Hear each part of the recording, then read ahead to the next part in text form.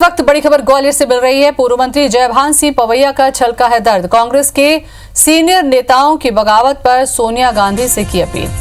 हे कांग्रेस की राजमाता, अपने कुनबे को संभालिए ना। आपकी रूठी हुई संतानों को हम अपने हिस्से का कितना प्यार लुटाते रहेंगे। तो ये दर्द है जयभान सिंह पवैया का, जो कि ट्वीट पे उभरा है। जिस अंदाज से उन्होंने लिखा है, आपकी रूठी हुई संतानों को हम कितना प्यार लुटाते रहेंगे। तो ये ट्वीट किया है, हे कांग्रेस की राजमाता, अपने कुनबे को संभालिए ना। आपकी रूठी हुई संतानों को हम अपने हिस्से का कितना प्यार लुटाते रहेंगे। तो जयभान सिंह पवैया का ये दर्द छलका है और ट्वीट के माध्यम से निकला है।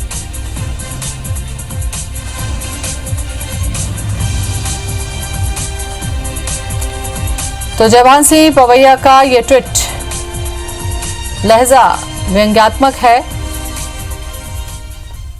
पर इसके भीतर दर्द जो है वो साफ देखने को मिल रहा है।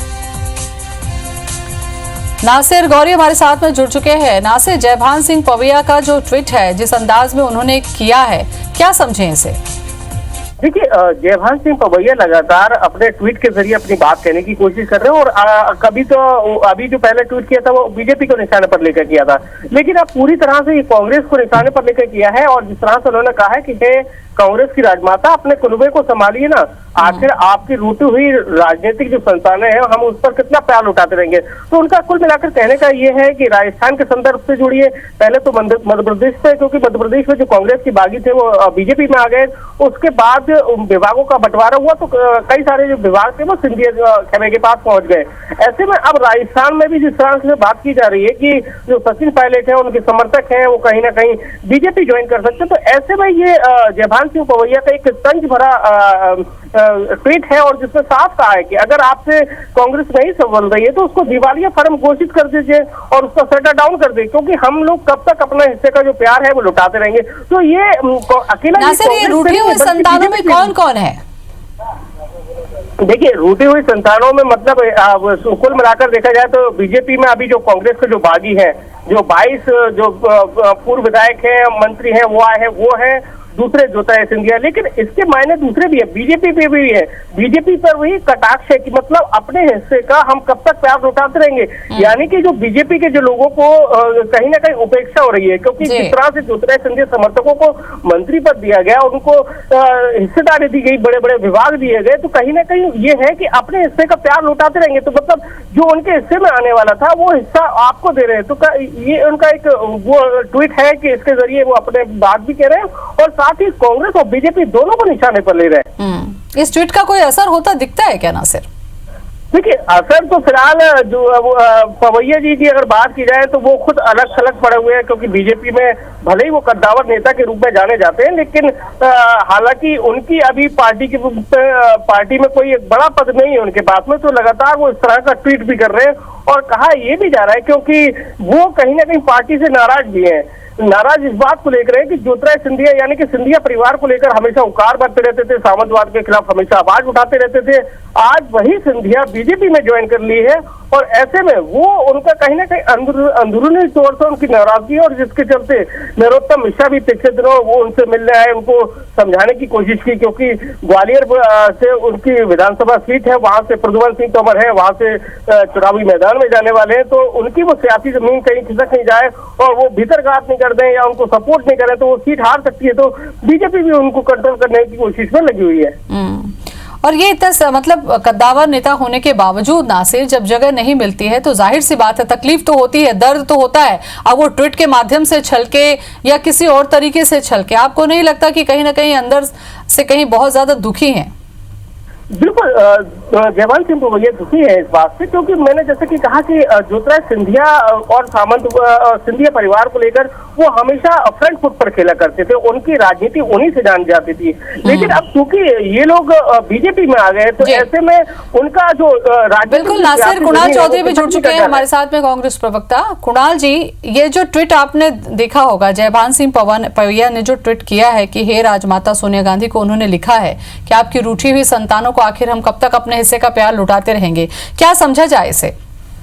देखिए, जिस प्रकार की स्थिति जयभान सिंह पवैया जी की हो चुकी है कि वो पहले ज्योतिरादित्य सिंधिया से हमेशा लड़ते रहते थे, हमेशा रानी लक्ष्मीबाई की बात करते थे, और जिस तरह की स्थिति परिस्थितियों पे, और इनको जिसने चुनाव हराया, जिनके खिलाफ ये हमेशा लड़ते रहे, इनको उसको इनसे बड़ा कैबिनेट मंत्री बनाने का काम कर दिया। तो ये दर्द उनका सीधे जयभान सिंह पवैया का है कि किस प्रकार से मध्य प्रदेश की राजनीति में जो बिके खरीदे हुए योद्धाओं के सहारे भारतीय जनता पार्टी युद्ध लड़ना चाह रही है, जिनको माल भी मिला और उन्हीं को मंत्रिमंडल भी मिला। और कल ही अजय विश्नोई जी ने भी ये ट्वीट करा था कि किस प्रकार से राजनीति हो रही है कि एक व्यक्ति ज्वाइन करता है और शाम को कैबिनेट मंत्री का दर्जा प्राप्त कर लेता है, और जी मतलब किस पाठ को पढ़ा है कि हम संस्कार भूल जाए, कि किस पाठ को आप पढ़ा रहे हो। तो स्पष्ट रूप से भारतीय जनता पार्टी में बेचैनी है, पर मजबूरी उनकी ये है कि वो खुल के रो भी नहीं सकते। मतलब इस बिल्कुल सही कहा आपने। और हितेश वाजपेयी जी भी हमारे साथ में जुड़ चुके हैं बीजेपी से। हितेश जी, ये जो दर्द है, आप समझिए कि रूठी हुई संतानों को मनाने की बात है, चाहे अपना हिस्से का प्यार दे देने की बात है, ये दर्द तो है कि अगर एक कद्दावर नेता है, अगर उनको पार्टी में जगह नहीं मिलती है और कहीं और से लोगों को, आए हुए लोगों को मिलने लगता है, तो ये पार्टी को समझना चाहिए। ये तकलीफ तो होगी ही, स्वाभाविक है। देखिए, हम यही तो सोनिया जी को समझाने की कोशिश कर रहे हैं कि भाई आप क्यों ताना बाना खत्म कर रही हैं। हम आपको बताऊं, कुणाल भैया हैं लाइन के ऊपर, उनने ही पत्र लिखा है उनको कि भैया समय दो दोनों। तो ना माता जी समय दे रही है, ना बेटे दे रहे हैं, ना बहन जी दे रही है। वो लोग शायद अभी व्यस्त होंगे, मकान भी खाली हो रहे हैं उनके, क्योंकि ऐसे कब्जा कर रखे थे। अब सब माहौल थोड़ा सा डिसिप्लिन हो रहा है सब जगह, तो हो सकता है उसमें व्यस्त हो। बट आप देखो ना भाई, सचिन भैया भी जा रहे हैं, इसके बाद उनकी पत्नी सारा जो उमर जी की बहन है, उनने भी अल्टीमेटम दे ही रखा है, उनके ट्विटर आप फॉलो करेंगे। फिर उसके बाद उमर भैया, तो क्या समझे जाए देश जी की कांग्रेस अपना परिवार नहीं संभाल सक रही है? वो तो भरा के गिर रही है चारों तरफ। बिल्कुल, आप देखिए ना। अच्छा, जो चीन करते थे वो चिंदी हो रहे हैं, तो चारों तरफ देखिए। अभी आपने सुना कभी चीन की कोई बात करता है? आप करते ही नहीं है। इसलिए नहीं करते हैं कि भाई वो अब तो घर ही टूट रहा है ना पूरा। तो भाई अब घर टूटेगा, आप सोचिए मोहल्ले का घर टूटेगा तो भाई मोहल्ले वालों को दुख तो होगा ना, तकलीफ तो होगी ना, और उसमें लोग रहते हैं। अब कुणाल भैया कहाँ जाएंगे? 15 MLA ऑलरेडी हमारा दरवाजा खटखटा ही रहे हैं। तो आप बताइए ना, ऐसी सिचुएशन में उन्होंने एक वरिष्ठ राजनीतिक प्रतिनिधित्व होने के नाते माताजी से अनुरोध किया है कि भाई आप कुछ तो करिए। कुणाल जी, मुझे लगता है उस आह्वान को स्वीकार करना चाहिए। अब अगर वाजपेयी जी का झूठ खत्म हो गया तो अब मैं बात रखूं। जी आप रखिए बात, उन्होंने रख दी अपनी बात, बोले। नहीं, आप तो मैंने केस भी कराया अभी कि मेरा लेटर पैड किसी नकली बीजेपी के व्यक्ति ने लेटर पैड बनाया, उसमें कोई बात नहीं बड़ी। वो तो आपने क्या है 10 तारीख का लेटर लिखता है और निकल गया और लाठी भी नहीं टूटी वाला काम। अब आप मेरा बात सुनने की भी आदत डाला करो। हितेश जी, अगर आपके सवाल का मैं जवाब ले लूं, अगर दोनों ही बोलने लगेंगे तो मुझे लगता है जवाब भी समझ में नहीं आएगा। बिल्कुल, हमने बिल्कुल सुना, आपने गलत बातें करी, सारा झूठ भी हमने सुना आपका, कि जिस तरीके का आपका भी दर्द वाजपेयी जी, मैं समझता हूँ कि किस प्रकार का दर्द है कि रोज झूठ बोलते हो भारतीय जनता पार्टी के लिए, तब भी ना तो मंत्री का दर्जा मिल रहा है, और यहाँ से जिन्होंने मेरे ऊपर आ गए अपना घबरा क्यों रहो? फिर अब आपने भी बात रखी तो मुझे भी अपनी रख लें। तो विपा सत्ता में हो वाजपेयी जी, इतना विचलित मत हो कि आप लोगों को कुछ नहीं मिल रहा है, तो विचलित मत हो। ये तो आप हालत ये हो गई है भारतीय जनता पार्टी में कि एक चाटा मारा जाता है और जब बच्चा रोने लगता है तो फिर उसको डराया जाता है, क्या वो रोया तो और चाटे मारेंगे। यही स्थिति भारतीय जनता पार्टी के नेताओं की हो गई है कि जिसको दर्द भी है वो रो भी नहीं पा रहा है, और रोने की बात करे तो और तेरे को मारेंगे, और इस तरह की बताइए हम क्या बात करें? कुणाल जी, लेकिन हितेश जी ने जो कहा वो गलत भी तो नहीं है कि आपके कुनबे से लोग उनके कुनबे में जा रहे हैं, तो इसके लिए जो सवाल पूछा गया है उसमें गलत क्या है, इसमें झूठ क्या है? खरीदने का काम भारतीय जनता पार्टी जो जनादेश को खरीद रही है, कुछ बिके हुए लोगों से।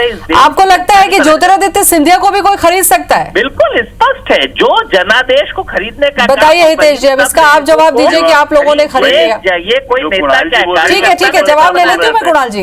हितेश जी, भाई सिब्बल साहब ने भी तो यही बोला, कांग्रेस का घर अस्तबल हो गया है, वहाँ पर घोड़े कच्चर सब बंधे हुए हैं, लोग खोल के उनको ले जा रहे हैं, उनका उपयोग कर रहे हैं। तो जो अपने कार्यकर्ताओं को और जनप्रतिनिधियों को आप सोचिए इस प्रकार की उपमाएं दें, उसके बाद उसको उनके घर को अस्तबल कहें, तो आप समझ लीजिए कि वहाँ क्या चल रहा है। और मैं मान रहा हूँ ना, कुणाल जी भी इतनी मेहनत करके युवा राजनीति से निकल के आए विधायक, क्या भविष्य इनका आप बताइए।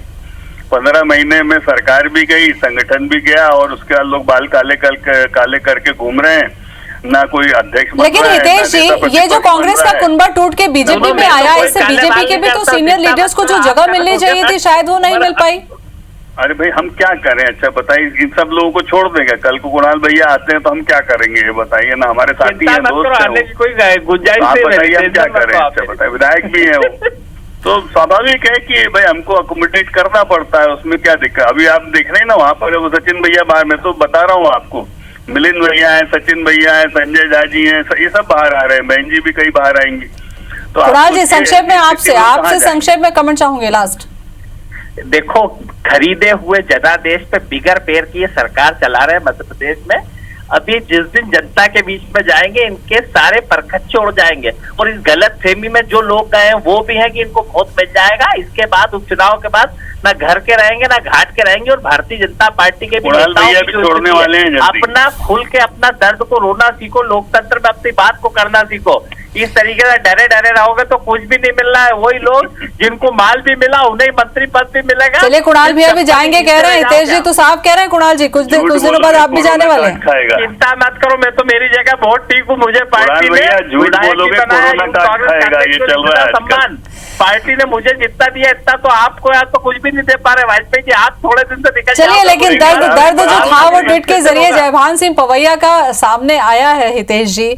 अब ये आप विवाद का भैया जो ने बहुत मुद्दा अच्छी है बात कही। जी, आपके लिए बहुत महत्वपूर्ण बात कही उन्होंने कि भाई हमको क्या दोगे, पूछ ही लिया बातों बातों में, तो आप आओ तो सही, या तो घंटों में हिसाब हो रहा है। चलिए एक चलिए, बार बहुत बहुत हिम्मत शुक्रिया, करो। बहुत बहुत शुक्रिया आप दोनों का ही, कुणाल जी आपका भी, हितेश जी बहुत बहुत धन्यवाद आपका बातचीत के लिए।